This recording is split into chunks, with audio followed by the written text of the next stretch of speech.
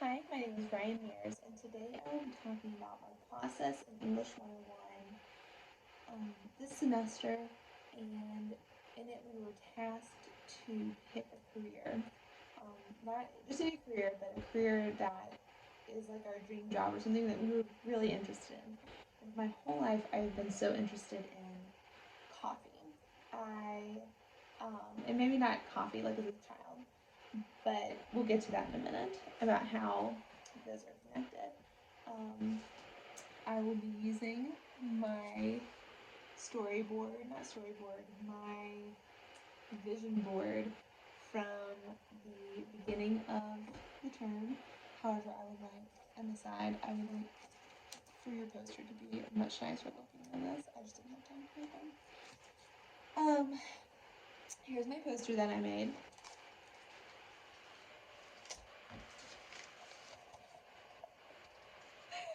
Um, I, like many other people in this world, really enjoy coffee. As you can see from my coffee picture here, um, I really liked this picture because that is my favorite thing to do with coffee. Is just like get a big mug and wrap my hands around it.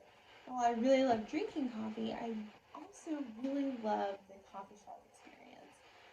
I know that Starbucks gets a lot of hate, um, but they did kind of restart this trend because, as we will talk about later, the coffee shop as a meeting place is not a new idea. They just kind of, you know, made $1 billion off of it and made a big giant chain. But there are really good things about Starbucks too that we can't exclude.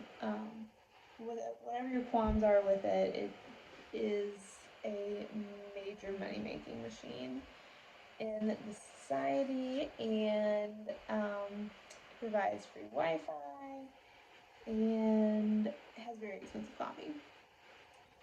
But that's being a little hate-ish. I just really like going to a coffee shop and looking at a layout of a coffee shop because they're all very different. You have some that are very minimalistic, like clean lines, stools, and there is an energy when you go in there to get to work.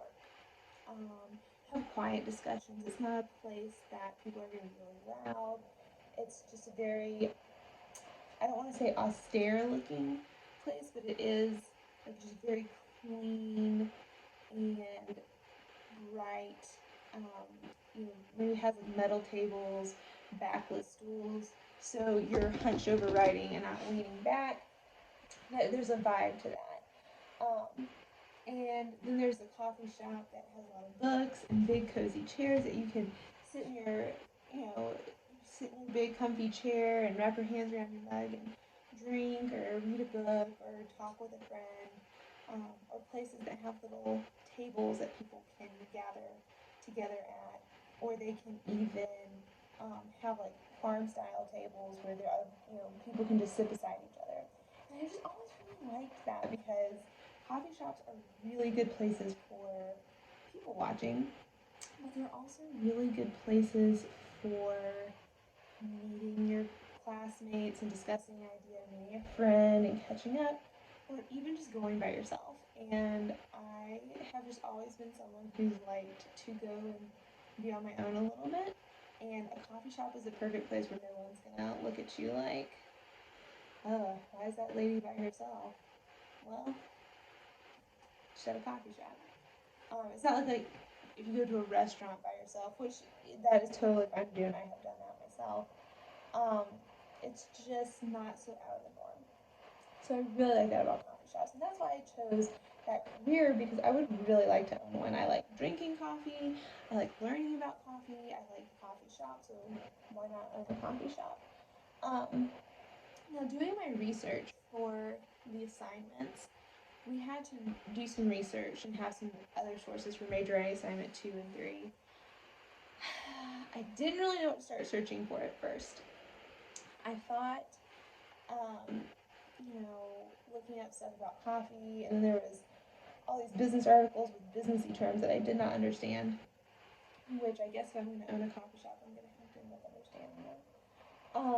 But then I started thinking about, so I was kind of having trouble, like, where do I even start? Like, this is a huge thing to be researching, and I don't even know where to start. So I started thinking about the things that I like. What led me to this? Led me to this career in the first place. The coffee shop. I really like the coffee shop, and I like how coffee's made. So I went to scholar.google.com and I typed in coffee shop culture, and oh my goodness, I was really surprised by how many articles there were and books that were written on coffee culture. And one that I found really interesting was a whole book called Coffee Culture Local Experiences, Global Connections by Catherine M. Tucker. And in the foreword, I'll just read you the foreword for this. Uh, Catherine M. Tucker's book beautifully captures the intent of the Anthology of Stuff series. The book tells the story of coffee, beginning with its role in establishing social meeting places in which scientists contemplated and discussed the nature of the universe, where political plots of various sorts were hatched, and where friends met to talk about their lives, experiences, and problems. She discusses the meaning that coffee has in people's lives, from its role as a maker of the daily work cycle to the meanings created by marketers to associate their product with desired moods and activities. And most of all, she describes the role of coffee as one of the world's most traded commodities, how it impacts workers occupying various points on the commodity chain, and how it affects the environments in which it is grown. She tells the importance of coffee in the creation and maintenance of national identities and the impact it has on people's health. The story of coffee, as with much of the stuff of our lives, tells us about our culture and ourselves, and this book instructs us how to decipher that story. And this book really does. She starts from the very beginning, like how coffee is grown, and coffee is just such a global. Coffee is not like beer. Like, you can't just grow coffee in America. We don't have the climate for it. Um, Most of our coffee comes from South America, um, or no, below the equator. That's where most of the coffee in the world comes from. And so it's not like beer where you can just have like a brewery and they make their own coffee. Every place that says they roast their own coffee, yes, they might roast their own coffee, but they don't grow their own coffee beans, which come from another country, which is this whole other like local economy that coffee puts money into. And she just goes to that and how people roast it and how then it's put into the market. And she has this really cool chapter on theories of food and social meanings of coffee, and like how we're even so like snooty about our coffee brands and how markets try to associate their coffee brands with um, like certain activities. Like I think of Javalia, and there was that guy, and he was this really good looking European guy, and he said, "Do you want a cup of Joe or a cup of Yukon?" And it was like this really good looking European guy, and they were saying like you don't want just any coffee, you want like some hot coffee, and so yeah, it's just a really interesting book.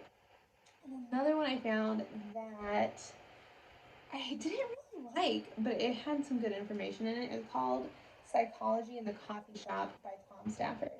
And he starts this whole thing off by saying this drug permeates every level of society. Around the world, people are gathering mornings, lunchtimes, and afternoons for the consumption of the stimulant in brown, socially acceptable liquid form. And he just takes the drug metaphor through the whole thing, and it's way too overdone. And it puts this like negative spin on it because honestly, who wants to be like, yeah, drugs? Like he's like comparing the production of coffee to the production of heroin.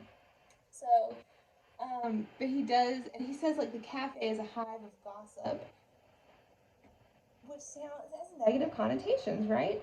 So then he moves into that same sentence saying that it creates social networks, thus in turn encouraging civil values, which sounds like a good thing. So I think he's just a little bit all over the place and was trying to be too like tongue in cheek and hip, which is the whole thing that he's going against in this article. Um, but he does have some good information in there that coffee shops create social networks and they encourage civil values, and they also um, foster the spread of information. So that kind of leads me into why coffee shops are important. In my research, I found a TED Talk by Stephen Johnson, and he talks about the history of coffee shops as being meeting places where ideas are created. And there's even a scientific study that it's not so much the coffee, but like in the Enlightenment period, which is like this whole part of history that is about greater thinking and all of these like innovations came about. And it all started in these coffee shops because for a long time people were just drinking alcohol all the time. You couldn't drink the water, water wasn't safe, so you had wine and beer all the time. Mead, ale, whatever. That's what you drank all the time. And then all of a sudden you give people this stimulant, coffee, and their brains just like explode in creativity. So the Enlightenment happens, and it's not just the coffee, but like the architecture, like I was talking about in the beginning of my talk, about how these places are set up and they encourage productivity and socializing.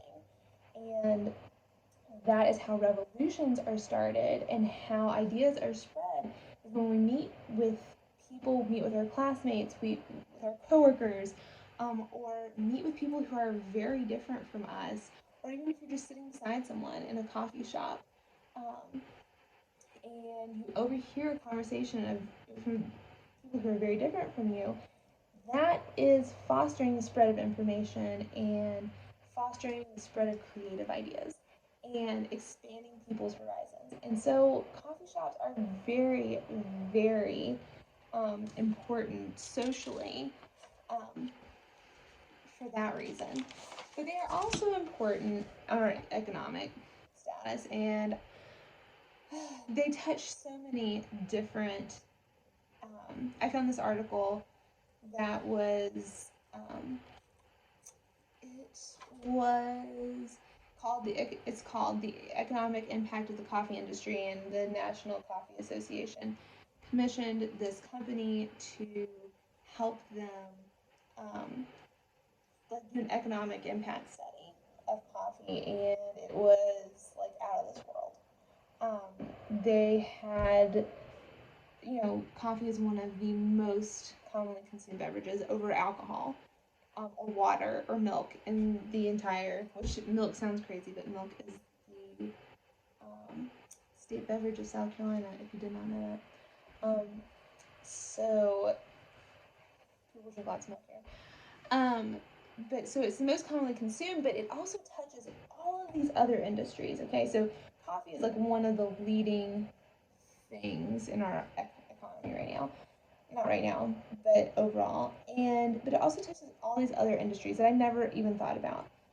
People who import the coffee, so importers, transportation, roasters and packaging, the dairy industry, the sweeteners industry, so sugar, sucrose, all the fake sweeteners or the fake sugars, the flavoring industry, disposable products, maintenance, equipment, and then like everyone's wages and taxes who work at the coffee shops.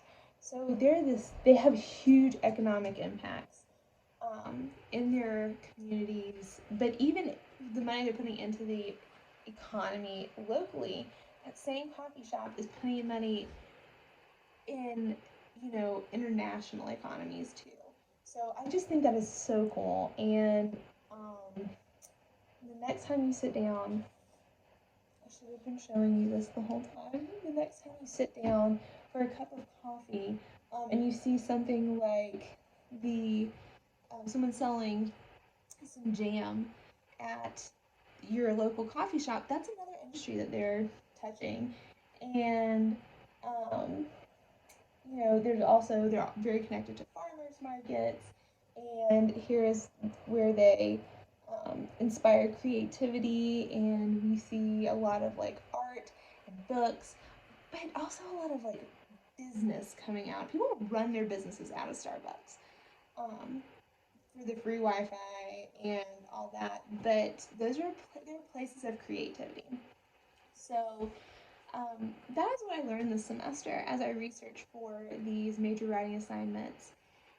And I used my skills of describing, interpreting, and evaluating in rhetorical analysis to find out these things about this industry that I was, interested in and thought about going to do one day, but I just learned so much more about it, especially using those skills to look at these sources and like evaluating them, seeing if they're like good or bad. So that is it. Thank you so much for your time.